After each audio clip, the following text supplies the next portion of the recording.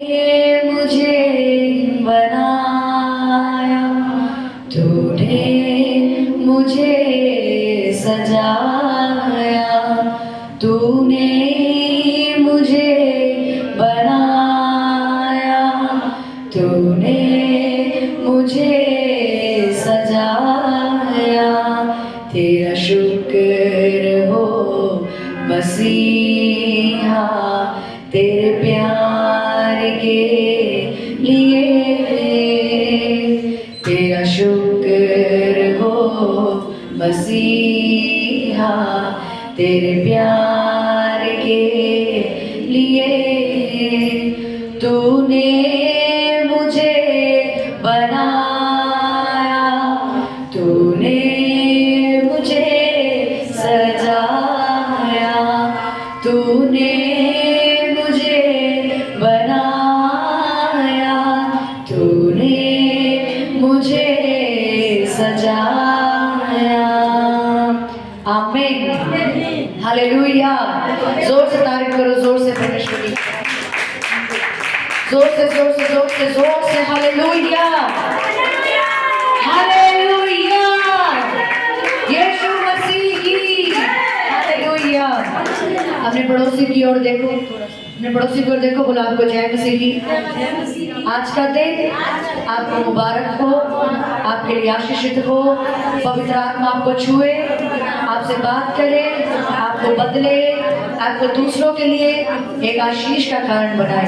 आमीन, hallelujah. Bible की पुस्तक यिर्मयाह निकालेंगे, उसका 29, उसका 7, 924 पेज नंबर। यिर्मयाह पुराना नियम 29 उसका 7 से हम पढ़ेंगे, पेज नंबर 924, 924। जिसका निकल गया वो अपने पड़ोसी की हेल्प करे।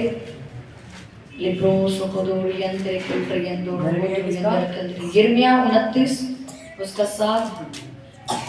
परंतु जिस नगर में मैंने तुमको बंदी करा के भेज दिया है, उसके कुशल का यत्न किया करो और उसके हित के लिए यहोवा से प्रार्थना किया करो, क्योंकि उसके कुशल से तुम भी कुशल के साथ रहोगे। क्योंकि इज़राइल का परमेश्वर सेनाओं का यहोवा तुमसे यह कहता है कि तुम्हारे जो भविष्यद्वक्ता और भावी कहने वाले तुम्हारे बीच में हैं, वे तुमको बहकाने न पाएं, और जो स्वप्न वे तुम्हारे निमित्त देखते हैं उनकी ओर कान मत धरो, क्योंकि वो मेरे नाम से तुमको झूठी भविष्यवाणी सुनाते हैं। मैंने उन्हें नहीं भेजा, मुझे यहोवा की ये वाणी है। आमीन। मेरे पीछे बोलेंगे, परंतु जिस नगर में मैंने तुमको बंदी करा के भेज दिया है, उसके कुशल के लिए यत्न किया करो और उसके हित के लिए यहोवा से प्रार्थना किया करो, क्योंकि उसके कुशल से तुम भी कुशल के साथ रहोगे। आमीन, हालेलुया। परमेश्वर ने कहा, जिस नगर में मैंने तुमको बंदी बना के भेजा है, जिसके कुशल के साथ मैंने तुमको खड़ा किया, यानी परमेश्वर ने मसीह लोगों को एक काम दिया शुरुआत से। उसने आपको बचाया है। पता है क्यों बचाया है? ताकि आप इस नगर के लिए, इस मोहल्ले के लिए, अपने रिश्तेदारों के लिए, अपने लोगों के लिए, अपने उन बीमार लोगों के लिए, उस पाप में लोगों के लिए, उस नगर के लिए, उस गली के लिए, उस जगह के लिए, उस बिल्डिंग के लिए प्रार्थना करो। क्यों? क्योंकि आप मसीह में हो। Hallelujah, hallelujah. उसने कहा, परंतु जिस नगर में मैंने तुमको बंदी करा के भेज दिया है, उसके कुशल का यत्न किया करो, उसके हित के लिए यहोवा से प्रार्थना किया करो, क्योंकि उसके कुशल से तुम भी कुशल के साथ रहोगे। हालेलुया। परमेश्वर ने कहा कि एक व्यक्ति को अपनी कंट्री के लिए, अपने वर्ल्ड के लिए, अपने देश के लिए, अपने रिश्तेदारों के लिए, अपने मोहल्ले के लिए, जिस जगह आप आए हो, जिस भी आप क्षेत्र से आए हो, उसके लिए प्रार्थना करने का मसीह की जिम्मेवारी है। ये हम नहीं कह रहे, ये परमेश्वर की है। क्यों? क्योंकि उसने कहा, उसके कुशल से तुम भी कुशल के साथ रहोगे। हालेलुया। जिस नगर में आप रहते हो, आपको मालूम है वहाँ पाप बहुत है, वहाँ गुंडागर्दी बहुत है, सबकी जगह में व्यभिचार बहुत है, मूर्ति पूजाएं बहुत है, नशे बहुत हैं। अब परमेश्वर कहता है कि जब तुम प्रार्थना करोगे तो तुम उसके कुशल से तुम भी कुशल हो जाओगे। यानी जब तुम रोज सिर्फ कुछ देर निकाल के अपनी क्षेत्र के लिए, अगर हम जहांगीरपुरी रहते हैं, हम जहांगीरपुरी के लिए रोज प्रार्थना कर रहे हैं, उसके कुशल से मैं भी कुशल होंगी। यानी मेरे घर के लोग उस संगति से बचेंगे जो संगति जहांगीरपुरी में है। मेरे घर के बच्चे उस नशे के लोगों से बचेंगे जो जहांगीरपुरी में नशा हो रहा है, या मेरे भाई बहन उस व्यभिचार से बचेंगे जो जहांगीरपुरी के अंदर व्यभिचार हो रहा है। हालेलुया। लेकिन लोग कहते हैं हमें अपनी प्रार्थना हो जाए वही बहुत है। हम काय को देश के लिए प्रार्थना करें, हम काय को देश की सरकार के लिए प्रार्थना करें। यही सरकार एक ऐसा कानून पास कर दे, जैसा कुछ देशों में कानून पास है कि तुम यीशु को नहीं मान सकते, वो लोग गुफाओं में जाके आराधना करते हैं। पता है कि नहीं पता? क्यों? क्योंकि वहां पे स्ट्रिक्ट कानून है, उनका लॉ है कि वो मान नहीं सकते। वो गुफाओं में जाके सुबह सुबह 3-4 बजे जाके चर्च लगाते हैं। हालेलुया। परमेश्वर ने कहा अपने उस नगर के लिए प्रार्थना करने का मसीह का फर्ज है, क्योंकि उसने आपको बचा के इसीलिए खड़ा किया था कि आप अब इस देश के लिए, लोगों के लिए, अपने रिश्तेदारों के लिए, हर उस इंसान के लिए जो आपके घर आता है या नहीं आता है, आपका दुश्मन है, आपको कोई मतलब नहीं है, आपने प्रेयर करनी है ताकि आप उसके साथ आशीषित रह सको। हालेलुया। लेकिन हम ऐसा सोचते हैं हमें क्या मतलब है, हमारे मोहल्ले में यानी हमारे केवलों में कुछ भी होता रहे, अब हमारी बिल्डिंग में 4 लोग रहते हैं, हमें क्या मतलब जो मर्जी पर झगड़ा होता रहे, हमें क्या मतलब वहां विचार होता रहे, या हमें क्या मतलब हमारे रिश्तेदार में कोई बीमारी से मर भी जाए, हमारे को क्या लेना देना। पर परमेश्वर ने कहा मैंने तुम्हें खड़ा किया है ताकि तुम उन लोगों के लिए प्रार्थनाएं करो। हालेलुया। रोज जो यहाँ पे लड़के आते हैं वो लोग देश के लिए प्रार्थना करते हैं कि परमेश्वर, हम प्रार्थना करते हैं कि खुदावन हमारे देश में से वेश्याओं के अड्डे बंद हो जाएं, नशे की दुकानें बंद हो जाएं, अंधविश्वास खत्म हो जाए। वो क्यों कर रहे हैं? ताकि वो कुशल से जी सके, ताकि जब उनके बच्चे, उनकी संतानें, उनकी पीढ़ियां जब इस धरती में आए, इस दुनिया में आए, तो वो लोग उस चीज से बच सके। हालेलुया। कितने लोग अपने घर में रोज देश के लिए प्रार्थना करते हैं, अपने सिर्फ एरिया के लिए, कि हम बुराड़ी से आए हैं, हम मुकद्दपुर से आए हैं, रोज हमने प्रार्थना करनी कि खुदावन जितनी भी यहाँ पे गलत चर्च है या गलत प्रचार हो रहा है उन्हें बुद्धि दे, कि खुदावन तेरा आत्मा उन पे आए, वो सच्चाई से तेरा काम करे। हालेलुया। हालेलुया। कल 26 जनवरी है, रिपब्लिक डे, गणतंत्र दिवस। क्या है उसका मतलब? क्या क्या है कल 26 जनवरी? हमने कल उपवास प्रार्थना रखी है, ये क्या है 26 जनवरी को बता सकते हैं? हाँ, और कोई बताओ क्या है 26 जनवरी को? क्या होता है? क्यों, क्या है रिपब्लिक डे? क्यों गणतंत्र दिवस को छुट्टी, गवर्नमेंट छुट्टी है? क्या मतलब है? आप क्रिश्चियन हो, आपको पता होना चाहिए। बताओ क्या मतलब है 26 जनवरी का मतलब पूछा है मैंने, प्रेयर नहीं पूछी कि देश को बचाया जाए। हालेलुया। 26 जनवरी का मतलब रिपब्लिक डे यानी गणतंत्र दिवस, जिस दिन हमारे देश का संविधान लागू हुआ था, जिस दिन हमारे देश का संविधान पास किया गया था। जो जैसे हमारा बाइबल हमारा संविधान है, ये क्रिश्चियनों का एक संविधान है कि इसमें आज्ञा लिखी गई है, तू खून मत करना, पढ़ी नहीं 10 आज्ञा मूसा की, तू व्यभिचार मत करना, माता पिता का आदर करना, संडे को चर्च जाना, ये हमारा संविधान है। ऐसे हमारे देश का संविधान 26 जनवरी को लागू किया गया। हालेलुया। हमें अपने देश के बारे में अगर कुछ पता ही नहीं होगा कि इस दिन क्या है, क्या हो रहा है, कितनावा गणतंत्र दिवस कल मनाया जा रहा है, आप क्या देश के लिए प्रार्थना करोगे? सिर्फ प्रेयर करने वाले तोते नहीं बनना, बस रवा रवा शिंद्रे बाहर के आपसे पूछे भाई क्या है कल 26 जनवरी क्या होता है, किस लिए 15 अगस्त मनाई जाती है, कितनावा गणतंत्र दिवस है। हालेलुया। आपकी बेइज्जती होती। परमेश्वर ने कहा कबूतर की तरह, हाँ, और सांप की तरह चतुर बन जाओ। सिर्फ बाइबल को आप पढ़ो और बाहर दुनिया की कोई खबर ना हो आपको कि हमारे संविधान में क्या है, कौन पॉलिटिकल में आया, कौन किस चीज में आया। बाइबल, अरे लोगों को तो ये नहीं पता बाइबल में पुस्तकें कितनी है। मैंने बाइबल स्टडी में यहाँ पे लड़के और लड़कियों से पूछा कितनी किताबें, कहते 39 किताबें हैं बस। और कोई किताब का मतलब, मैंने पूछा कितने भविष्य दक्ता है? 2 भविष्य दक्ता है बस, पूरी बाइबल में 2 भविष्य दक्ता दिखते हैं। मत्ती, मरकुस, लूका, यूहन्ना क्यों लिखा गया हमें तो नहीं पता। किस लिए, क्यों इनका नाम मती क्यों है, क्यों इनका नाम मरकुस है, हमें तो नहीं पता। सिर्फ ये पता है मांगो तो दिया जाएगा, बस। हालेलुया। अगर आप एक मसीह हो, आपको हर चीज की जानकारी होनी चाहिए, तभी आप उन चीजों के लिए प्रार्थना कर सकते हो, तभी आप अपने देश के लिए प्रार्थना कर सकते हो, तभी आपके बच्चे उस ज्ञान में बढ़ सकते हैं। इसलिए बोला जाता है अपने बच्चों को बाइबल स्कूल में संडे को भेजो, कि ताकि जो चीजें आपको नहीं पता आपके बच्चों को हम यहाँ सिखा सके। Hallelujah, hallelujah. उसने कहा परमेश्वर ने, परंतु जिस नगर में मैंने तुमको बंदी करा के भेज दिया है उसके कुशल का यत्न किया करो और उसके हित के लिए यहोवा से प्रार्थना करो कि उसके कुशल से तुम भी कुशल के साथ रह सको। अगर आपको अपने नगर में अच्छे से रहना आपको चाहिए, यहाँ का वातावरण अच्छा हो जाए। मेरे घर में, मेरी गली के नुक्कड़ के पास रोज 4 आवारा खड़े होकर लड़कियों को छेड़ते, सिर्फ बोलते हम घर आके इधर से मत जाना क्योंकि यहाँ पे आवारा लड़के खड़े हैं। कभी उनके लिए प्रेयर करी? नहीं करी। वो बोली मैंने नहीं करी कभी। हमारी मम्मी क्या बोलती है, इधर से नहीं जाना, यहाँ पे लड़के खड़े हैं, उधर से मत जाना, वहां पे लोग इंजेक्शन लगा रहे होंगे। पर क्या कभी आप अपने बच्चों को ये बोलते हो कि वहां पे ये खड़े, कोई नहीं आज रात हम उनके लिए प्रेयर करेंगे, वो बचाए जाए, ताकि उनको देख के ना ही मेरा बच्चा बिगड़े ना ही दूसरे का बच्चा बिगड़े। कभी प्रार्थना करिए बैठ के कि देश के सारे नशे की दुकानों पे ताले लग जाए? नहीं, मेरे पापा बस नशे से आजाद होने चाहिए, बस मुझे कोई मतलब नहीं है देश के जितने मर्जी भाई बहन लड़के नशे में डुबकी लगा ले, हमें क्या मतलब।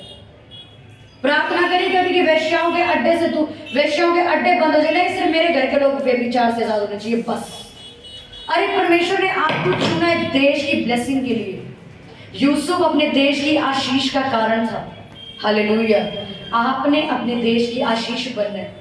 इसलिए तो परमेश्वर ने कहा है कि मैंने तुम्हें अन्य जातियों से अलग किया है, मैंने तुम्हें और लोगों से अलग किया। क्यों? ताकि जो आप अपने खानदान में होता देख रहे हो आप उनके लिए रोज प्रेयर करो, क्योंकि आप दूसरों की आशीष का कारण हो। आपके खानदान में पता होना चाहिए कि हमारे खानदान में एक औरत है, एक आदमी है, ये प्रार्थना करता है हर एक व्यक्ति के लिए, चाहे वो उसका दुश्मन हो, चाहे उसके साथ कैसा भी व्यवहार हो, ये हमारे लिए प्रार्थना करता रहता है। हालेलुया। अपने देश के लिए आज से प्रार्थना करेंगे हम, आज और कल लगातार अपने देश के लिए प्रार्थना करेंगे, ताकि हमारे देश की सरकार परमेश्वर के संविधान के अनुसार चले। जिन जगहों पे परमेश्वर के लोगों के साथ मारपीट हो रही है, पास्टरों को मारा जा रहा है, प्रेयर करते हो उनके लिए? हमारी चर्च के पास्टर को थोड़ी ना मारा है, हम क्यों करें प्रेयर? हमारी चर्च को थोड़ी ना किसी ने हाथ लगाया, हम क्या वो करें? जिस दिन सुनो, एक सफलता का एक मैं आज आपको रहस्य बता रही हूँ, जिस दिन आप दूसरों के लिए प्रेयर करोगे उस दिन आपको अपने लिए मांगने की कभी जरूरत नहीं पड़ेगी। जिस दिन आप अपने खुद के एरिया के लिए रोज अपना प्रेयर पॉइंट बना लो कि मैंने रोज अपने एरिया के लिए प्रार्थना करनी है। अब वो टॉपिक आपको पता है कि आपके एरिया में क्या सबसे ज्यादा गंदी चीजें होती हैं। कोई अंधविश्वास में है, कोई मूर्ति पूजा में है, कोई नशा कर रहा है, यार यहाँ पे झूठ लोग बहुत बोलते हैं। कंप्लेंट करने वाले मसीह मत बोलो, लोग बहुत कंप्लेंट करते हैं, अरे यार ये मसीह लोग ना मसीह होके भी पाप कर रहे हैं, मसीह में होके भी लड़के लड़कियां में विचार कर रहे हैं। कंप्लेंट मत करो, उनके लिए प्रार्थना करो, उनको आपकी प्रार्थना की जरूरत है। दुनिया शिकायतें करती है, आप भी शिकायतें कर रहे हो, शिकायतें कर करके क्या वो बदले या आप बदले? आप उनके लिए प्रेयर करो, बजाय उसको हर जगह नंगा करने के बजाय। तेरे को पता है उसका लड़का ऐसे है, वो मसीह में होकर पाप कर रहा है, तेरे को पता है उसके घर में तो अभी भी झगड़े होते हैं, अरे बंद कर दो ये ड्रामे। बल्कि आपको पता लग गया तो जाओ और गुप्त में प्रेयर करो उस परिवार के लिए कि वो बचाया जाए। उसने क्या कहा, मैंने तुमको बंदी करके भेज दिया है, आप परमेश्वर की प्रजा हो। उसने आपको ये हुक्म दे रखा है, काम दे रखा है कि तुम बच गए हो, अब तुमने लोगों के लिए प्रेयर करनी है, ना कि उनको नंगा करना जल्दी। ये अन्य जातियां करती हैं, ये शैतान का काम है लोगों को बदनाम करना। परमेश्वर के लोग कभी किसी की ना बुराई करते ना कभी किसी को बदनाम करते, ये उनकी खासियत है। मरियम के बारे में पढ़ा, जब मरियम प्रेग्नेंट हो जाती है, वो कहती मैं बिना शादी के प्रेग्नेंट हो गई, अब मैं क्या करूं?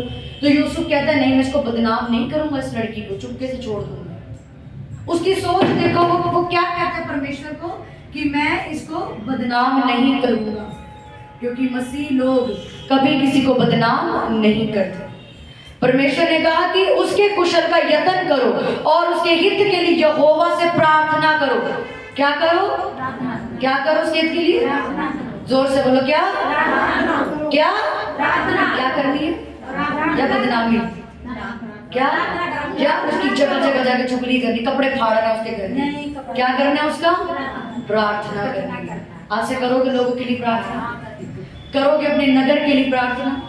ये बोलना छोड़ दो, अरे मेरे मेरे यहाँ पे लोग नहीं बचाए जाते, बचाए जाएंगे, आप प्रेयर करो। उसने कहा अगर इस खून के पास मुझे कोई जीवित प्राणी मिला, मैं उसके खून का बदला इससे लूंगा।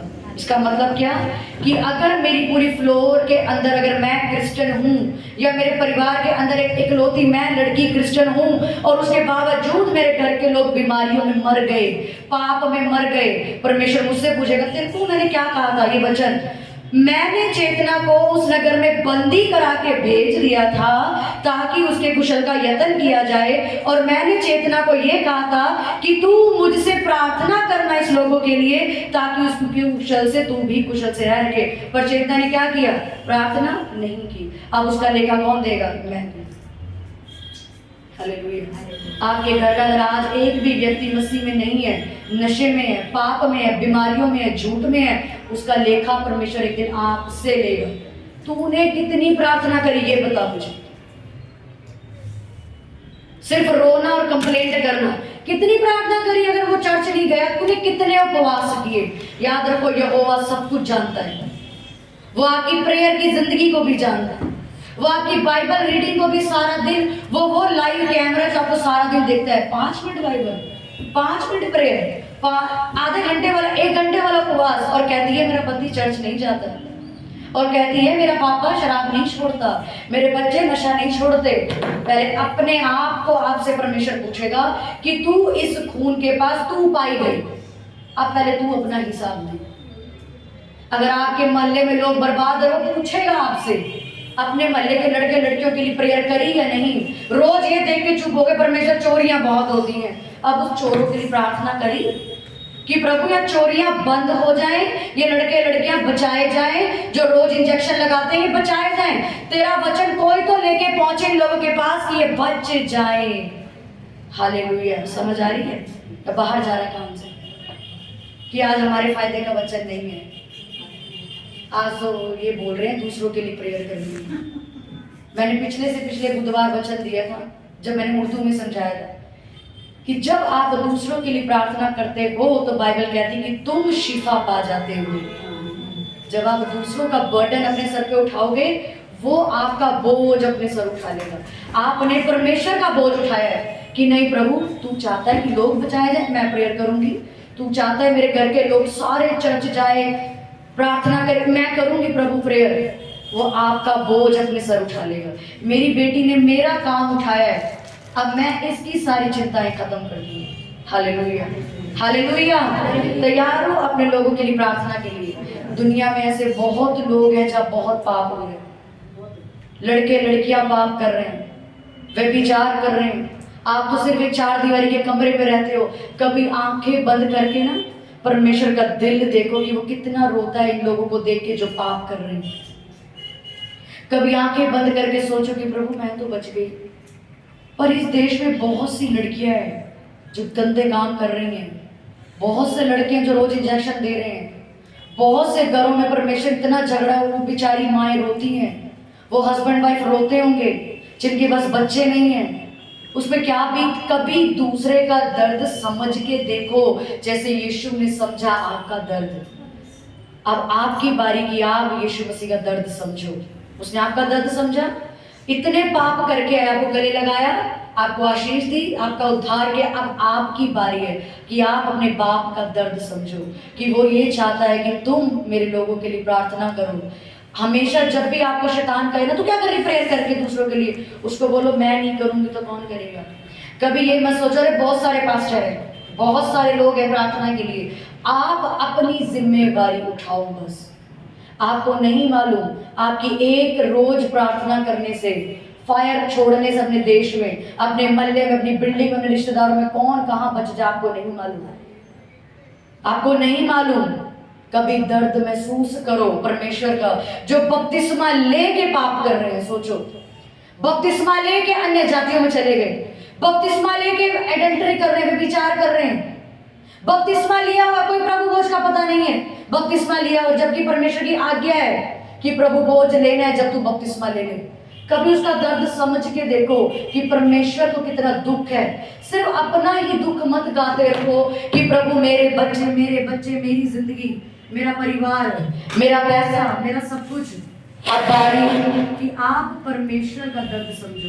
Hallelujah, hallelujah. अपने हाथों को उठाओ, बोलो परमेश्वर मैं तैयार हूँ आज से यिर्मयाह के 29 वचन को पूरा करने के लिए, जिसमें आपने ये कहा है अपने देश के लिए प्रार्थना करो, अपने लोगों के लिए प्रार्थना करो, क्योंकि मैं भेजी गई हूँ इस काम को करने के लिए। हे परमेश्वर आज से मैं वायदा करती हूँ कि मैं अपने लोगों के लिए, अपने देश के लिए, अपने मोहल्ले के लिए, अपनी कलीसिया के लिए, हर उस व्यक्ति के लिए जो पाप में है, हर उस जगह के लिए जहाँ पे परमेश्वर गलत प्रीच किया जा रहा है, गलत प्रचार किया जा रहा है, तेरे बारे में लोगों को गलत बताया जा रहा है, मैं तैयार हूँ प्रार्थना करने के लिए, ना कि शिकायतें करने के लिए, क्योंकि तेरा वचन कहता है प्रार्थना करो, प्रार्थना करो ताकि वो बचाए जाएं और उनके द्वारा मैं बचाई जाऊं। हे परमेश्वर मैं तैयार हूँ, आज से मुझे सामर्थ्य दे कि मैं अपना नहीं दूसरों का भार उठाऊं, दूसरों का सोचूं।